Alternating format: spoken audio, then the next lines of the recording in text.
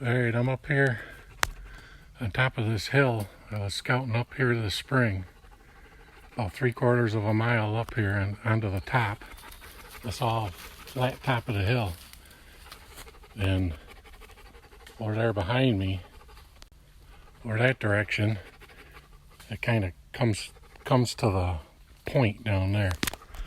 Well, what we got here, I found this spring, this big pine thicket, and this is the edge of it right here, and it goes down the hill, and right along through here runs an old stone fence line, and it's kind of buried under the ground. But just on the other side of it, there's a big deer trail that runs down right along this outside edge of this pine thicket. Now over here is another pine thicket that runs down that side of the hill. And these deer are all coming in and out of here, and I think they're probably bedding on either side of this pine thicket. And I found this big scrape here this spring. So there's, as you can see, there's some old rubs, lots of old rubs up in here from years past. But up here with my dogs, sweating to death, and picking out my tree I want to put a stand in.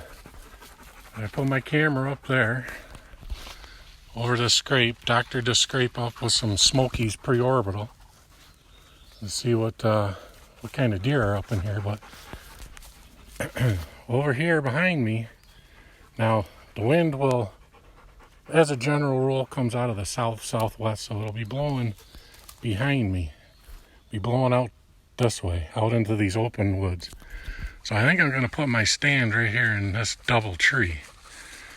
And I'll walk over here and show you. It's real wet up here right now. I don't know.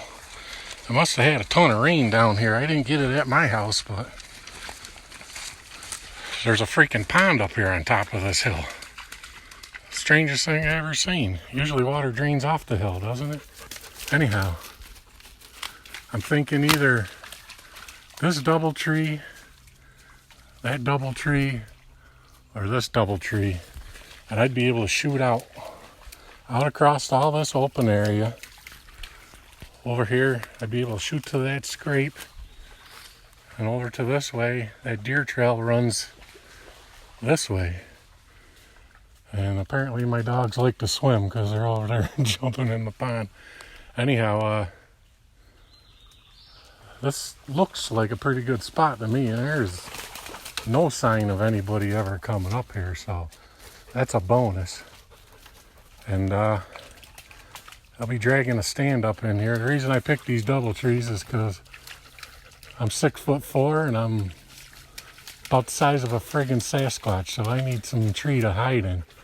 I can't sit in them telephone pole trees. They stick out like a sore thumb, so one of these double trees will have to do.